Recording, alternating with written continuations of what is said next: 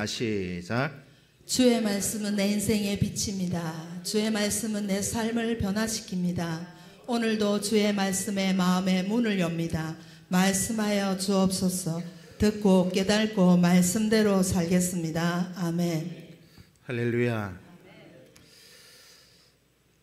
혼자 사시는 분 많으신데 어떠십니까? 혼자 사시기가.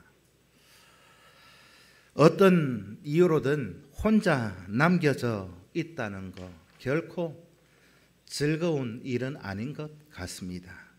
혼자 남겨질 때 불안도 두려움도 느끼게 되어지는 것 같습니다. 오늘 본문 요한복음 16장도 이렇게 남겨져 있는 제자들의 이런 불안 또 두려움에 대해서 기록해 놓았습니다. 제자들도 그렇고 오늘 저와 여러분들도 그렇고 이런 불안과 두려움을 우리가 마주하게 될 때 어떻게 이것을 해결할 것인가? 우리 모두 공통적으로 가지고 있는 문제일 것입니다. 이 문제를 어떻게 해결할 수 있느냐? 근본적인 해결책은 무엇인가? 오늘 본문 속에서 제자들에게 또 오늘 우리 평산교회 모든 이들에게 근본적인 해결책이 무엇인가를 말씀해 주고 있습니다. 특별히 4절부터 7절까지의 말씀 속에서는 예수님께서 제자들을 위로하고 계시는 말씀이 담겨져 있습니다. 4절에 보면 예수님은 제자들에게 무엇이라고 말씀하시느냐? 너희들에게 고난이 닥칠 것이다. 4절에서 말씀하며 시작하고 있습니다. 오직 너희에게 이 말 하는 것은 이 말이 무엇일까요? 구체적인 내용이 앞에 우리가 오늘 본문 앞에 2절의 말씀을 보면 이 말이 무엇을 의미하는가 말씀해 주고 있습니다. 요한복음 16장 2절 말씀을 읽습니다. 시작. 사람들이 너희를 출교할 뿐 아니라 때가 이르면 물은 너희를 죽이는 자가 생각하기를 이것이 하나님을 섬기는 일이라 하리라. 아멘. 출교당하고 또 죽이는 자가 있다. 근데 무엇이라고 말씀하시느냐? 그게 하나님 섬기는 일이다 라고 하십니다. 한마디로 말씀을 드리면 4절에서 이 말을 너희에게 하는 것은 2절의 말씀을 가지고 설명을 드리면 제자들에게 예수 믿는 것, 하나님을 섬기는 것 때문에 고난이 있다. 그렇게 하십니다. 때가 되면 출교를 당하고 박해를 당하고 더 나아가서 죽을 수도 있다. 그 어려움과 그 고난이 있을 것이다. 이게 이 말을 하는 것은 이 말입니다. 고난당한다는 말. 그런데 왜 이런 고난을 예수님께서 미리 얘기하시는 이유가 무엇이겠습니까? 미리 얘기 안 하셔도 되는데 미리 얘기하면 그렇잖아요. 괜히 사람 불안하게 만들 수도 있는 일인데 왜 이렇게 굳이 이 말을 하시는 이유가 무엇이겠습니까? 예수님께서 제자들에게 오늘 우리 성도들에게 미리 이 말씀을 하시는 이유가 무엇일까? 오늘 16장 1절에서 그것을 말씀하고 있습니다. 1절 말씀을 함께 읽습니다. 시작. 내가 이것을 너희에게 이름은 너희로 실족하지 않게 하려 함이니. 미리 말씀하신 이유는요, 미리 너희들 걱정을 하게끔 염려하고 불안하게 만들려고 하신 것이 아니라 미리 알고 있어라. 고난이 온다. 죽을 수도 있다. 그래서 그 고난에 대해서, 어려움에 대해서, 죽을 수 있는 일에서 실패하지 말아라. 그런 의미로 말씀하고 있는 것입니다. 우리가 미리 알고 어떤 무슨 일을 하더라도 내가 미리 알고 있으면 준비를 하잖아요. 준비하면 어떤 어려움을 당하고 고난을 당할 때 그거 별로 문제가 되지 않습니다. 왜? 알고 있고 준비를 하고 대처를 해 놓았으니까.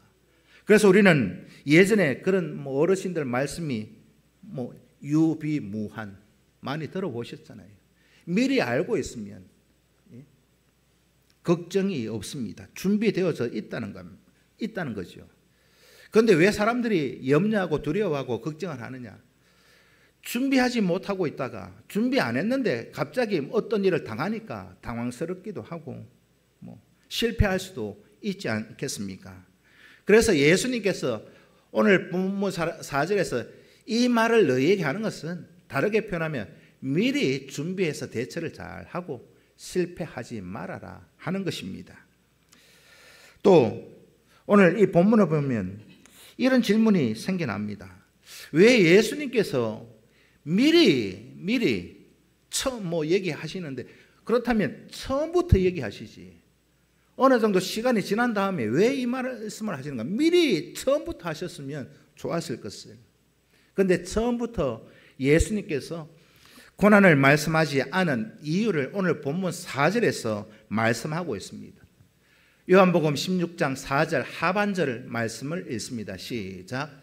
처음부터 이 말을 하지 아니한 것은 내가 너희와 함께 있음이었다. 아멘. 이게 무슨 말입니까? 처음부터 얘기하지 않았던 것은 내가 너희들과 함께 있었기 때문에, 다른 말로 하면 이제 예수님이 제자들에게 떠날 날이 곧 있다. 이제 곧 떠난다. 여러분 생각해 보십시오. 예수님이 떠나면 고난이, 어려움이, 문제가 생깁니다. 왜? 예수님이 없으니까. 처음부터 얘기하지 않은 이유는 그때 처음부터 하지 않은 건 그때는 내가 너희와 함께 있었지만은 내가 떠난 다음에는 이런 고난이 있을 것이다. 이거 다르게 표현하면요, 예수님께서 이 오늘 본문에서 말씀하고 있는 게 뭐냐? 구원의 핵심 내용입니다. 예수님이 함께 있다. 그렇다면 우리는 걱정할 이유 하나도 없어요. 걱정하지 않아도 됩니다. 믿으십니까? 그걸 다른 말로 하면 임마누엘, 그렇게 얘기를 하는 거예요. 예수님께서 처음부터 말씀하지 않은 이유는 내가 너희와 함께 있었음이라. 그런데 이어서 무엇을 말씀하고 있습니까? 내가 이제 너희를 떠난다. 여기에서 문제가 생기는 거고 제자들에게 염려 근심이 생겨나기 시작한 이유인 것입니다. 오늘 이 문제가 어떻게 해결되어지고 이렇게 진행되어서 가고 있는가? 그것을 오늘 본문 요한복음 16장이 말씀해 주고 있습니다. 왜 제자들의 마음속에 근심이 가득한가? 왜 오늘 저와 여러분들 마음속에 근심, 걱정이 가득한가? 예수님이 떠난다는 말에 근심이 가득했어요. 여러분, 예수를 믿으신다면 근심, 걱정 몰려올 때 있어요. 근데 그거 남 줘버리십시오. 내가 예수를 믿는다 하면서도 늘 앉아서 걱정하고 염려하고 불안해하고, 그거 다르게 말씀을 드리면 믿음 없는 표현이다 라고 할 수 있습니다. 제자들에게 있어서 예수님이 떠난다, 상상할 수도 없는 그런 일을 주님이 지금 말씀하고 있어요. 예수님을 메시아로 믿고 따랐잖아요. 그런데 메시아가, 예수가 자기들을 떠난다, 그거 제자들 입장에서는 도무지 있을 수도 없는, 이해할 수 없는 그런 말씀을 하고 있는 겁니다. 제자들의 입장에서 한번 생각해 보십시오. 예수님을 구주로, 메시아로, 구원주로 믿고 따라왔는데, 이제 와서 실컷 따라왔는데 이제 와서 예수님이 떠난다. 이게 도대체 제자들 입장에서는 무슨 말씀을 하시는 건지 지금 그런 마음이 들 수 있지 않겠습니까? 이해할 수 없는 일인데, 예수님께서 제자들을 불러서 일일이 찾아가셔서 나를 따르라 말씀하실 때 제자들 어떻게 했어요? 배도 버려두고 그물도 버려두고 예수님을 따라 나섰는데, 이제는 난데없이 예수님이 자기들을 떠난다 그러니까 제자들 입장에서는 이제 앞으로 내가 어떻게 살아갈 것인가, 어떻게 살아가야 할 것인가, 아마도 제자들 입장을 생각해 보면 뒤숭숭할 겁니다. 제자들 마음속에 불안과 두려움이 가득한 이유는 간단하게 말씀드리면 예수를 믿고 예수님의 제자로 따라왔는데 자신들의 모든 뭐 가족, 생업 다 버리고 예수님만 따라왔는데 예수님이 떠난다 하니까 이제는 자기들 남은 게 뭡니까? 이제 혼자 남아있는 거예요. 예수님이 떠나버리면 제자들의 입장에서는요, 우리 뭐 말로 표현하면 낙동강 오리알이 될 수 있으니까 이런 불안과 두려움이 이것이 제자들 마음속에 있는 불안이고 그런 두려움이었습니다. 그런데 여러분 생각해 보십시오. 제자들만 이런 뭐 불안과 두려움을 느끼며 인생을 살아갑니까? 우리도 순간순간 살아가다 보면요, 이런 불안도 두려움을 느끼는 게 사실이잖아요. 이거 없을 수는 없습니다. 우리가 살아가면서 사람들 한번 보십시오. 가족들이 같이 있어도, 식구들이 한 집에 같이 있어도 어느 순간 그런 생각 들 때 있잖아요. 나는 혼자네. 나만 왕따 당하는 것 같네. 이런 느낌 들 때도 있습니다. 식구들이 있어도 혼자.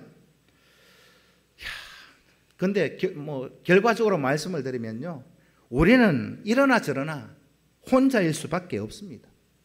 혼자가 될 수밖에 없는 인생을 살아가고 있다는 거예요. 우리가 인생을 살아가시면서 언젠가는 내 인생의 마지막에는요, 나 혼자뿐이에요. 우리 부모, 우리 할아버지 할머니, 그 이상 조상들이 이미 그것을 다 보여줬습니다. 내 인생 마지막에 그거 나 혼자 맞닥뜨려야 돼요. 누가 대신해 주지 않습니다. 누가 대신 해준다면 좋지요. 근데 대신 해줄 수 있는 일이 아니니까 나 혼자 맞닥뜨리면서 통과해야 되는 시간이 있습니다. 그게 우리 인생의 마지막 시간이에요. 부모도 자식도 남편도 아내도 그 자리 함께 갈 수 없어요. 맞습니까? 그거 나 혼자 통과해야 됩니다. 이런 불안, 두려움이 있는데 피할 수 없는 두려움.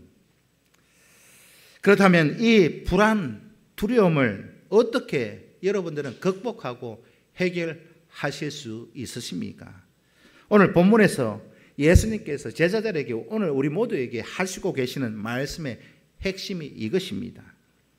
예수님은 불안해하고 두려워하는 제자들을 위로합니다. 내가 떠난다고 해서 너희들 불안해하거나 두려워하지 말라. 오늘 본문의 말씀이 그거예요. 내가 떠난다고 해서 이런 고난이 있고 죽음의 자리가 놓여져 있을지라도 그게 하나님의 일인데 그거 두려워하지 마라. 내가 떠나는 것이 너희들에게는 유익이다 하셨습니다. 그 이유는 뭐냐? 내가 떠나면 다른 보혜사를 너희들에게 보내실 것이다 라고 말씀을 하고 계시기 때문에 믿으십니까? 그러면 예수님께서 오늘 본문에서 약속하고 계시는 보혜사, 이분이 누굴까요? 보혜사. 이 보혜사라는 말의 뜻은요, 옆에서 말하는 자라는 의미의 뜻을 가지고 있습니다. 옆에서 말하는 사람, 그가 보혜사입니다. 다른 말로 말씀을 드리면 이 보혜사라는 뜻은 나의 보호자, 나의 상담자, 나의 변호사, 그런 의미가 보혜사라는 뜻입니다. 보호자는 내 옆에서 내 얘기를 들어주고 어려움을 해결해주고 지켜주고, 또 상담자는 내가 말할 때 들어주고 위로해주고 해결책을 제시해주는 사람, 또 변호사는 우리가 살아가다가 보면 어떤 법적인 문제가 생겼을 때 이 법적인 문제를 변호해 주는 사람, 이 세 가지가 보혜사라는 이 말 속에 다 들어가 있습니다. 예수님은 우리의 보혜사, 보호자, 인도자이시기 때문에 예수님께서 제자들과 함께 있을 동안에는 뭐 걱정할 게 없었어요. 그런데 예수님이 떠나시면 뭐라고 하시느냐? 나 말고 다른 보혜사를 내가 너희들에게 보낼 것이다. 그 다른 보혜사가 무엇입니까? 다 아시죠? 성령이 있습니다. 요한복음 14장 16절에서 18절까지 말씀을 읽습니다. 시작. 내가 아버지께 구하겠으니 그가 또 다른 보혜사를 너희에게 주사 영원토록 너희와 함께 있게 하리니 그는 진리의 영이라. 세상은 능히 그를 받지 못하나니 이는 그를 보지도 못하고 알지도 못함이라. 그러나 너희는 그를 아나니 그는 너희와 함께 거하심이요 또 너희 속에 계시겠음이라. 내가 너희를 고아와 같이 버려두지 아니하고 너희에게로 오리라. 아멘. 믿으십니까? 이 내용이 보혜사가 하시는 일이에요. 이것보다 더 확실한 그런 위로의 영역이 어디에 있겠습니까? 제자들을 향한, 오늘 우리 성도들을 향한 예수님의 약속과 위로, 오늘 우리 모두에게도 동일하게 적용되어서 가셔야 합니다. 이런 의미에서 저와 여러분들은 결단코 혼자가 아닙니다. 이거 분명히 여러분들 가슴 속에, 마음 속에, 믿음 속에 가지실 수 있기를 축복합니다. 내 편이 없는 것 같아도. 요즘 요사이 혼자 사시는 분들 많잖아요. 우리 교회도 보면 혼자 사시는 분들 많이 있는데, 통계조사 나오는 걸 보면 우리나라도 이런저런 이유로 젊은이들도 1인 가구로 사는 가구가 많고, 연세에 있으신 분들도 혼자 사시는 분들이 참 많이 있습니다. 평생을 같이 살다가 아내가 먼저 떠나든지 남편이 먼저 떠나든지 혼자 살면 생각해 보니까 이런저런 심리적인 어려움 또 힘든 부분이 아마도 많이 있을 것 같아요. 맞습니까? 혼자 살면 여러 가지로 마음적으로, 심적으로, 육신적으로 모든 것들이 혼자 살면 편한 것보다 좀 불편한 게 더 많이 있지 않을까? 동의 못 하십니까? 저는 죄송한 말씀입니다. 좀 저도 혼자 살아봤으면 좋겠어요. 혼자 살아봤으면 좋겠는데 누군가에게 그런 얘기를 하니까 아이고 배부른 소리 하고 있다 그러더라고요. 그때 우리가 정말 혼자라고 느낄 때 진정한 위로자가 누구인가? 여러분, 떠난 영감, 떠난 할머니, 암만 탓해봐도 돌아오지 않아요. 돌아오던가요? 안 돌아옵니다. 우리의 진짜 위로자는 누구냐? 우리와 영원히 함께 하시는 성령이신 줄로 믿습니다. 이 믿음이 오늘 저와 여러분 모두에게 있기를 축복합니다. 성령의 위로 그리고 은혜를 우리가 실제로 경험하고 누릴 때 우리는 이 땅에 사는 날 동안에 어떤 어려움과 또 염려, 그런 거 다 해소될 겁니다. 저는 그런 믿음이 있습니다. 왜? 우리는 혼자가 아니기 때문입니다. 로마서 14장 8절 말씀을 읽습니다. 시작. 우리가 살아도 주를 위하여 살고 죽어도 주를 위하여 죽나니 그러므로 사나 죽으나 우리가 주의 것이로다. 아멘. 믿습니까? 사나 죽으나 우리는 주의 것입니다. 삶과 죽음 사이 그 영원히 떠나지 않는 함께 하시는 그분이 성령이시고 보혜사이시고 이것을 임마누엘이다라고 말씀하는 겁니다. 우리 개혁주의 신학 속에서 신앙의 고백 크게 두 가지가 있습니다. 첫 번째, 웨스트민스터. 지난주에 제가 말씀드렸죠. 웨스트민스터 신앙 고백 첫 번째 질문 뭐예요? 지난주에 말씀드렸는데 우리 인생의 제일 되는 목적이 무엇입니까? 또 믿으십니까? 그렇게 살아가시면서 신앙의 고백을 하고 계십니까? 아멘 좀 해보이소. 이럴 때는 아멘 해야 됩니다. 두 번째, 우리 개혁주의 신학 안에서 두 번째 중요한 신앙의 고백이 뭐냐? 하이델베르그 신앙 고백입니다. 그게 오늘 로마서 14장 8절의 말씀을 근거로 해서 하고 계시는 거예요. 하이델베르그 신앙 고백서 첫 번째 질문이 뭐냐?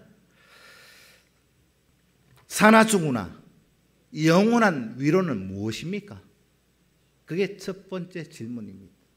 여러분들, 그게 누군가 나에게 누가 어느 시간에 묻더라도 나의 영원한 위로는 누구냐?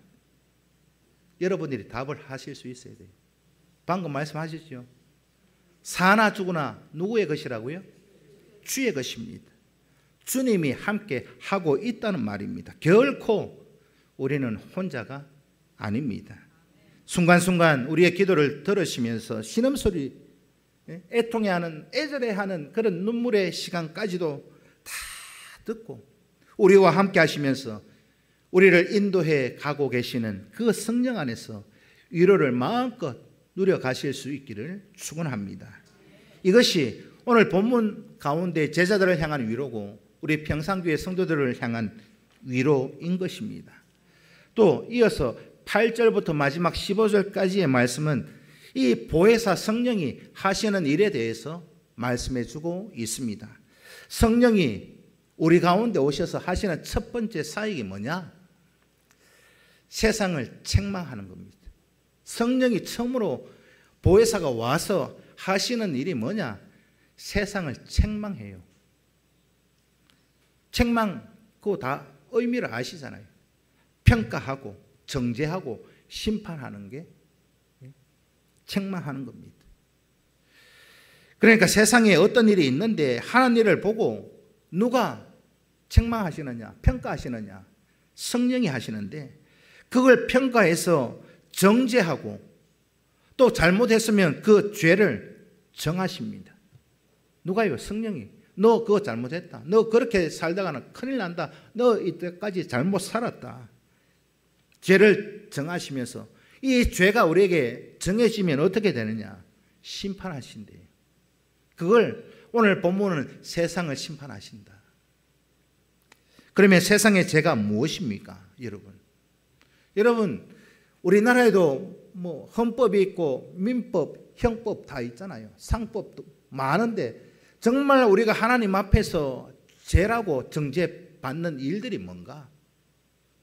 요한복음 3장 19절 말씀을 읽습니다. 시작. 그 정죄는 이것이니 곧 빛이 세상에 왔으되 사람들이 자기 행위가 감으로 빛보다 어둠을 더 사랑한 것이니라. 아멘. 죄라고 하는 것은요, 세상이 죄라고 규정짓는 거하고 하나님께서 죄라고 얘기하는 거하고는 근본적으로 차원이 다른 겁니다. 3장 19절에 보면 정죄는 이것이니 곧 빛이 세상에 왔는데 빛이 다 사라져 버렸어요. 자기들이 자기 행위가 악하니까 빛은 온데 간데 없고 어두움을 더 사랑하는 거, 하나님보다 세상을 더 사랑하고 세상을 쫓아가는 거, 세상 사람들도 그렇게 뭐 하지 않는 것을 마음에 품는 거. 세상 죄는요, 마음으로 생각으로 이렇게 계획한 거는 잡아가지 않습니다. 마음으로 미워하고 마음으로 사람 죽이고 마음으로 욕하는 거는요, 세상 법은 잡아가지 않아요. 그게 행동으로 실천됐을 때 잡아가지. 그런데 하나님은 마음 안에서부터, 생각 안에서부터 가졌을 때 그게 죄라 하시는 겁니다. 근본적으로 세상은요, 하나님을 배척합니다. 하나님의 말씀에 불순종하는 겁니다. 그게 죄입니다. 우리나라 대한민국 법이 성경 말씀대로 안 산다고 잡아가나요? 안 잡아가요. 그런데 그건 하나님께서 죄라고 하십니다. 타락한 사람들이 살아가는 모습, 세상 사람들이 살아가는 삶의 모습이 무엇입니까?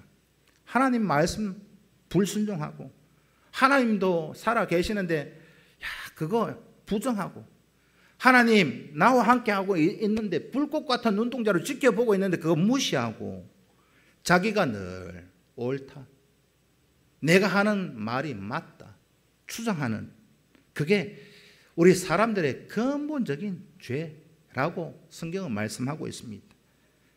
하나님 앞에 불순종하고 말씀대로 살아가야 될 빛된 그 성도가 그 빛을 잃어버리고 타락한 삶을 세상 닮아가면서 살아가는 거, 그거 죄라고 하십니다. 죄에 대해서 규정만 하느냐? 아니요. 그 죄를 평가하고 정죄하고 반드시 심판하시겠답니다. 이런 의미에서 오늘 저와 여러분 의에 대해서 책망도 받지 않으실 수 있기를 축복합니다. 의라고 하는 건요, 기준입니다. 기준. 내 기준이 아니라 말씀의 기준, 하나님의 기준. 의라고 하는 것은 쉽게 말씀을 드리면, 여러분 의인 10명이 없어서 소돔과 고모라가 멸망당했잖아요. 이 의라고 하는 것은 뭐냐? 쉽게 말씀을 드리면 하나님과 나와의 관계가 올바로 되어져 있느냐? 되어져 있다면 그는 의인입니다. 그게 되지 않았다, 아무리 교회를 다녀도 그 사람은 의하고는 상관없는 사람입니다. 이 기준이 잘 되어야 하는데 세상 사람들이 자기들의 기준으로 죄 없는 예수님을 십자가에 못 박아 죽였습니다. 죄가 없는 예수님을 그들이 뭐라고 했어요? 빌라도 법정에서 예수가 죄가 있다, 사형해서 죽여라. 그걸 어떤 기준으로요? 사람들의 기준으로. 의에 대해서 심판한다는 게 그런 의미입니다. 내 의가 아니라 하나님 보시기에 의가 바로 서 있으실 수 있기를 축복합니다. 여러분, 우리가 인생 살면서 잘못된 거 얼마나 많아요. 세상적인 기준도 잘못된 게 얼마나 많습니까? 세상의 기준, 제가 보니까 모든 기준이 그러한 것 같아요. 세상이 늘 그렇게 얘기합니다. 자기가 주장하는 게 옳다. 정치권 한번 보십시오. 여당 야당 할 거 없이 정치권만 그렇습니까? 늘 이쪽은 이쪽이 옳다고 우기고 주장하고, 이쪽은 또 자기들이 옳다고 우기면서 주장합니다. 여러분, 제가 그런 모습들을 보면서 세상의 악한 것들, 그거요, 우리 힘으로는 절대 바꿀 수도 고칠 수도 없습니다. 여러분, 우리가 괜히 내가 해보려고 해도, 저도 그런 적이 있어요. 내가 어째 좀 고쳐볼까 싶었어. 어째 말하면 되게 안 돼요. 누가 하셔야 되느냐? 성령이 하셔야 됩니다. 성령이 오셔서 그들의 잘못된 기준을 바로 잡아주고 잘못된 언행을, 심사를 그가 뜯어 고쳐 주셔야 할 수 있다는 겁니다. 그래서 우리가 기도를 하셔야 돼요. 성령의 부흥을 이 땅이 뭐냐? 그냥 세상이 아니고 이 땅에 내 마음에 속히 임하게 해달라고. 어떤 부흥요? 성령의 부흥이 내 속에 임하게 해달라고 기도하셔야 되는 이유가 여기에 있습니다. 기독교 역사의 대부흥 운동을 보면 특별히 미국의 대부흥 운동, 또 한국의 대부흥 운동이 막 불을 일듯이 일어날 때는요, 나타나는 첫 번째 현상이 뭐냐? 전 세계적으로 부흥의 역사가 일어날 때는요, 이거는 여축 없이 있었어요. 그게 뭘까요? 회개의 운동이었습니다. 스스로 회개하면서 자기 스스로 다 고치고 성령의 인도하심을 따라서 말씀에 순종하며 갔어요. 우리나라 역사도 그래요. 우리나라 기독교 역사도 그랬습니다. 평양 대부흥 운동도 그냥 누가 가서 전도한 게 아니에요. 부흥은 무엇으로부터 시작요? 성령의 부흥이 내 안에 임하여지고 회개의 역사가 이루어지고 나의 잘못된 삶을 뜯어 고치고 바른 기준을 삼아서 내가 의인된 삶을 살아갈 때 그가 하시는 거예요. 심판, 거기에 대해서 주님이 말씀하고 있습니다. 심판, 그 심판하는 그 기준이 잘못되면 판단이 잘못될 수도 있습니다. 잘못된 기준을 가지고 자기들의 의롭고 그럼 그것만 주장해요. 기준이 잘못되어 있는데 그 기준이 잘못되어 있으니까 예수님을 죄 있다 하잖아요. 죄 없는 예수님을 자기들의 잘못된 기준을 잣대를 가지고 예수님을 정죄했습니다. 그러나 예수님의 십자가의 죽음이 세상의 심판이 잘못되었다라고 하는 것을 예수님이 죽으심으로 부활하심으로 오히려 우리에게 그것을 바로 보여주고 계십니다. 사도행전 2장 36절 말씀을 읽습니다. 시작. 그런즉 이스라엘 온 집은 확실히 알지니 너희가 십자가에 못 박은 이 예수를 하나님이 주와 그리스도가 되게 하셨느니라 하니라. 아멘. 세상이 정죄하고 사형 언도를 내리고 죽인 그 예수님이 부활하셔서 세상의 주인이 되고 세상의 메시아가 되시고 세상의 통치자가 되셨습니다. 그러면 이 시점에서 누가 멸망을 당할까요? 누가요? 예수를 죽인 사람들이 심판당하는 겁니다. 예수님을 죽인 세상이 심판당하고 멸망당하는 겁니다. 이어서 제자들에 대한 성령의 사역에 대해서 말씀하고 있는데 오늘 본문 후반부에 보면 성령이 제자들을 진리 가운데로 인도하고 있습니다. 요한복음 16장 13절 말씀을 읽습니다. 시작.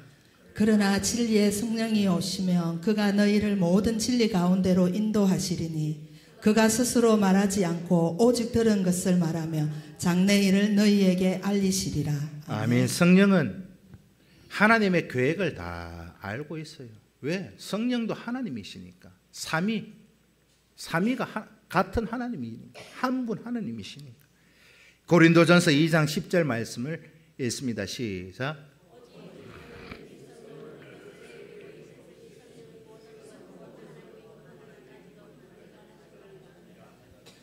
이게 성령이 하시는 일이에요.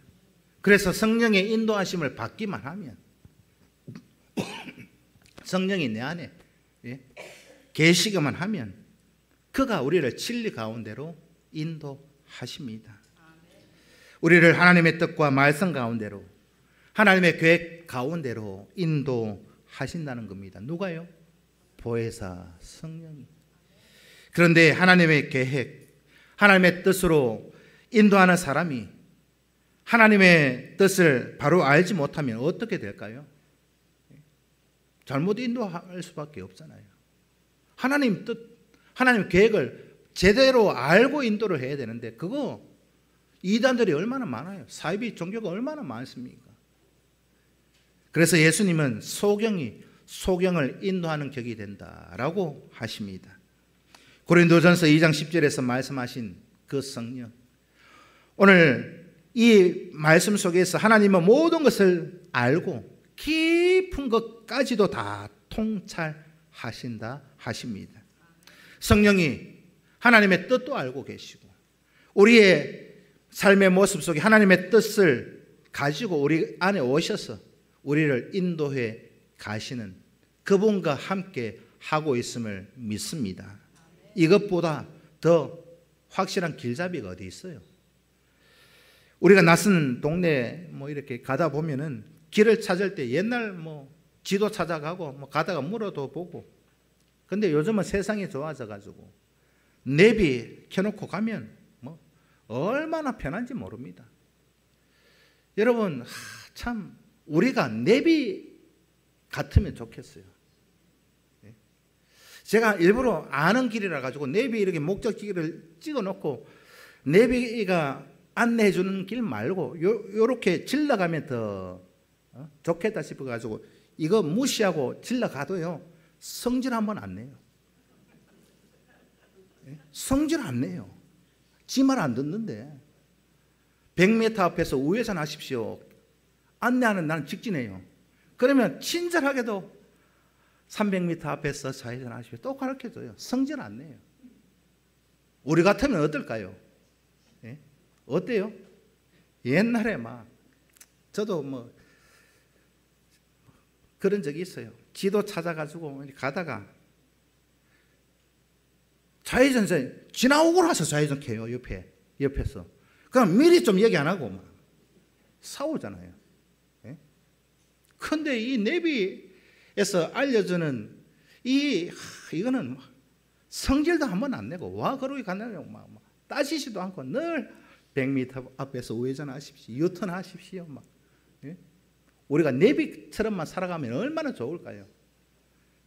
우리는 그래요. 내가 좌회전 하라 했잖아. 직진해봐요.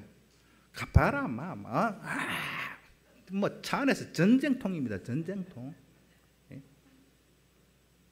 근데 성령은 우리를 진리 가운데로 인도하시는 내비게이션입니다. 믿으십니까? 성령이 우리 안에 계시고 하나님의 뜻을 다 아시고 하나님의 뜻 가운데로 진리 가운데로 성령이 인도하십니다. 성령은 우리의 인생길을 인도하시는 내비게이션입니다. 믿으십니까? 여러분, 내비게이션은요, 지도가 중요해요. 지도. 우리 교회도 이제 뭐 차를 보면 스타렉스는 1년에 한 번씩 뭐 내비게이션 그 지도를 업데이트 해줘야 돼요. 돈을 줘가지고. 근데 한 번은 스타렉스 타고 이제 순환도로 뭐 고속도로 새로 놨는데 그냥 아는 길이라고 가니까 지도에는요, 스타렉스 지도에는 산으로 가고 있어요. 차가 업데이트가 안 돼 있었어. 새 길이 났는데 1년에 한 번씩 그 메모리 칩 빼가지고 뭐 업데이트를 해야 되는데, 스타리아는요 지가 알아서 다 업데이트 안 해도 지가 알아서 업데이트 다 해놔요. 얼마나 편한지. 성령이 우리를 진리 가운데로 인도하는 지도가 뭐냐? 내위에는 지도가 중요한데요, 지도가 뭘까요? 말씀입니다. 하나님 말씀. 성령은 말씀을 통해서 우리를 진리 가운데로 인도하십니다. 하나님께서 오늘 우리 모두에게도 말씀을 주셨습니다. 하나님의 말씀을 들을 때 콧방귀 끼고 아이고 뭐 말씀은 말씀이 아이고 뭐 그런 사람은요, 말씀은 떠나 있는 거예요. 우리가 날마다 말씀을 읽고 묵상하고 기도해야 되는 이유가 뭐냐? 지도를 업데이트하는 거예요. 내 인생의 지도. 내비게이션 잘 작동하기 위해서는 지도를 늘 잘 업데이트 해줘야 되는데, 여러분 잘 업데이트 하고 계십니까? 말씀으로. 우리가 늘 하나님의 말씀을 읽고 묵상하고 기도해야 되는 이유가 이것입니다. 왜? 성령이 우리를 진리 가운데로 인도하시기 때문에. 성령의 인도하심을 따라서 진리의 길로 걸어가는 우리 성도 다 되실 수 있기를 축복합니다. 우리가 늘 말씀과 기도 하라고 그러잖아요. 목사가 할 말이 없어서 설교 시간에 뭐 시간 때우려고 말씀 보고 기도하이소, 말씀 보고 기도하이소 하는 게 아니에요. 그 말하는 이유는요, 말씀이 우리 인생의 지도고, 기도는 뭐냐? 내비게이션의 GPS 수신기예요. 그게 기도입니다. 말씀과 기도를 통해서 성령이 우리를 진리로 하나님께로 인도하시기 때문입니다. 제자들에게, 오늘 평산교회 모든 성도들에게 성령의 사역이 바로 이것입니다. 우리 성도들에게 성령이 하시는 일은 뭐냐?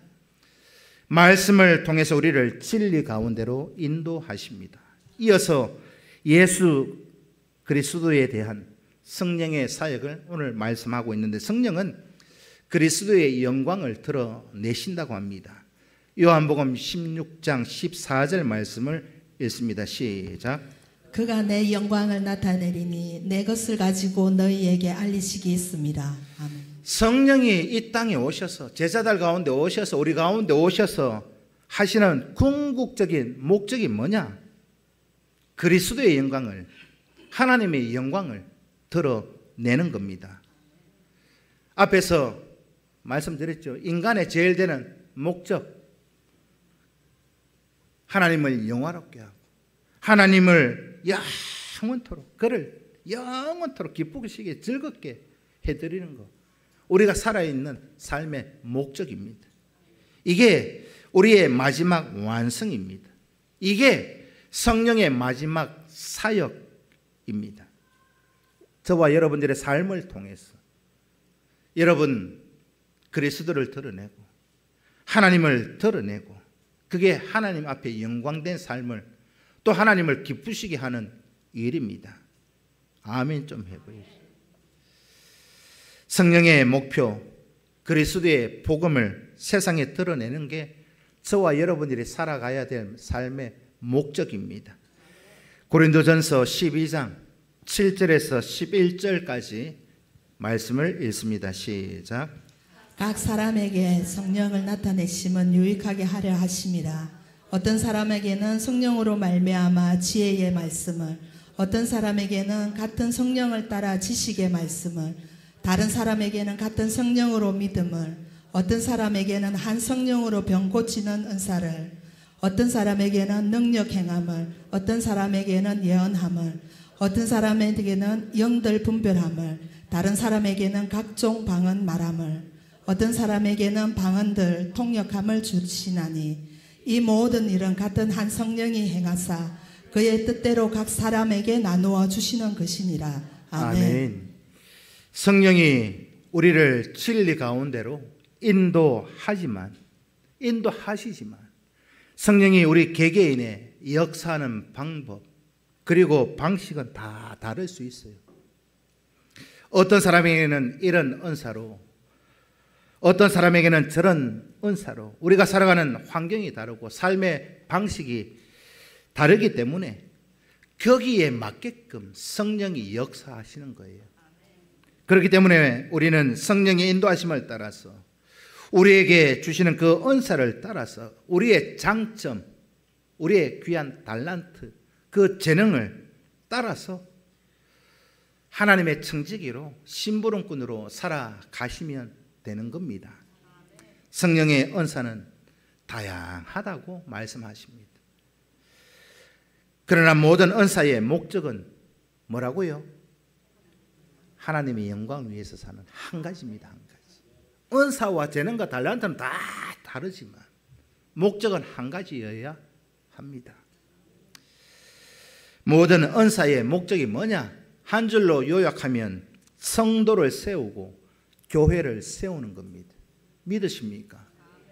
교회를 무너뜨리고 성도를 무너뜨리고 성도를 실족하게 만들고 그거 잘못된 겁니다. 이런 모습을 성경은 우리 몸에다가 비유를 합니다. 우리 몸, 신체. 그래서 우리 몸에는 여러 가지 지체가 있잖아요. 여러분, 눈이 있고 코가 있고 뭐 입이 있고 손이 있고 발이 있고 몸이 하는 일이 다 달라요. 그렇죠? 저만 그래요? 눈이 할 일이 따로 있고 손이 하는 일이 따로 있고. 여러분, 두 발로 걸어 다녀야 되는데 물구나무 서가지고 한번 쫓아다녀 보십시오. 얼마나 힘들까요? 예? 그래서 이걸 이렇게 설명하면 쉬워요. 이제 예배 드리고 나서 식당에서 식사를 하실 텐데 식사를 하시면서 오늘 설교 이 부분을 곰곰이 한번 생각해 보십시오. 식사를 하시면서 우리가 식사를 하는 일만 생각해 봐도요, 식사할 때 여러분 다 보면 눈 감고 식사하는 분은 한 분도 없더라고요. 맞죠? 식사를 하려면 먼저 눈으로 봐야 돼요. 먼저 보고 눈으로 먼저 먹는 거예요. 음식은요, 이왕이면 다홍치마라고 눈으로 이쁘고 탐스럽고 먹기 좋아야 먹고 싶은 거예요. 그래서 눈으로 먼저 음식을 봐야 내가 뭐를 먹을지 알 수 있잖아요. 그 다음 하는 일이 뭐예요? 입을 다물고 식사할 수 있어요? 입 다물고는 식사를 못해요. 적어도 우리가 식사를 하려면 눈이 보여야 되고 입이 움직여야 되고 손이 움직여야 합니다. 우리 신체 일부가 다 하는 일이 각각 다 다르잖아요. 보고 씹고 들고 하는 일은 다 다른데 한 가지 공통된 게 하나 있잖아요. 밥을 먹잖아요. 밥을.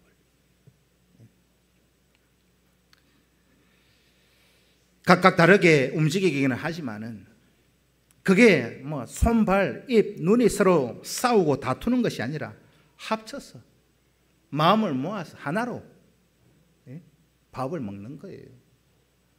여러분 식사하시다가 저는 그런 분 본 적이 없어요. 야, 밥을 입이 이러는 거 봤어요? 네? 없잖아요. 다투지도 않아요. 왜? 밥 먹는 일에는 하나가 돼서 잘 이렇게 이루어 가더라. 합쳐서 궁극적으로 식사를 해서 배를 부르게 만들잖아요. 이 목적을 위해서 눈이 활동하고 입이 활동하고 손이 활동하는 겁니다.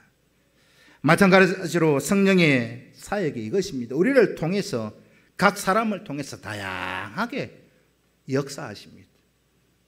그런데 교회 안에 또 세상적으로 봐도요, 성령의 이 사역에 사로잡힌 자는 하나님의 영광된 일에 쓰임 받는데, 또 마귀 사단도 똑같이 막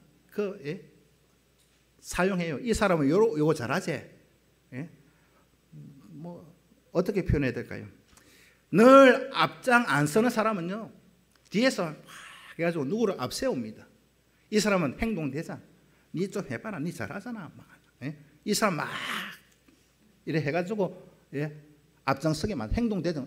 그거요, 교회 막 무너뜨리고 성도 무너뜨리고 하는데, 성령의 사역을 받아야 되는데 마귀의 사역에 마귀 종노를 하는 사람도 있어요. 아닙니까?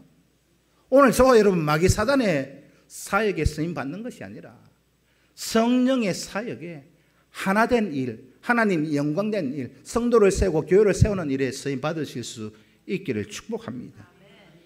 내게는 내대로 역사하고, 그래서 서로 합쳐서 서로 경쟁하고 서로 분쟁하는 것은 경쟁이 아니에요. 그 목적은 경쟁하고 이거는요, 성령의 사역은 아니에요. 여러분 밥 먹는 거 말씀드렸잖아요. 밥 먹으면서 입이 경쟁해요? 야 빨리 안 싸워요. 서로 분쟁하고 다투는 거는요, 성령의 사역은 아니다. 나하고 성령과는 별개다 보셔야 됩니다. 내가 다툼을 일으키고 분쟁을 일으키고 있느냐? 아, 내가 마귀 종이구나. 여기 있어야 되고, 성도를 세우고 그리스도의 몸인 교회를 세우는 거, 이것이 바로 성령이 우리 가운데 역사하고 있다는 증거여야 합니다. 왜? 그거 성령이 하시는 일이기 때문입니다. 그래서 우리는 결코 혼자가 아닙니다. 여러분들은 성령의 지도를, 인도를 받고 하나님의 영광된 일에 쓰임을 받으시겠습니까? 아니면 마귀 종로로 하다가 멸망받고 꺼지지 않는 불에 심판받고 뭐 그렇게 인생을 그렇게 마무리 지어 가시겠습니까? 우리는 어디에서도 혼자 아니에요. 성령이 함께 하시든지 마귀가 함께 하든지 또 이거 그냥 혼자는 아니에요. 성령이 함께 하든지 마귀가 함께 하든지, 오늘 저와 여러분 진리 가운데로 인도하시는 성령의 내비게이션을 따라 살아가실 수 있기를 축복합니다. 그러기 위해서는 말씀을 통해서 우리가 기도하고 하나님의 인도하심을 구할 때 성령이 우리를 그렇게 지도해 주실 줄로 믿습니다. 우리 안에 계시는 성령의 인도하심을 받아서 마귀 종로를 하는 삶의 모습이 아니라 이제는 하나님의 영광된 삶의 모습을 목적으로 삼고 내가 살아간다. 그 목적 이유 하나로 우리 평산교회에서 아름답게 믿음 생활하고 신앙생활 해가시는 은혜가 있기를 주님의 이름으로 축원드립니다. 기도드리겠습니다. 살아계신 아버지,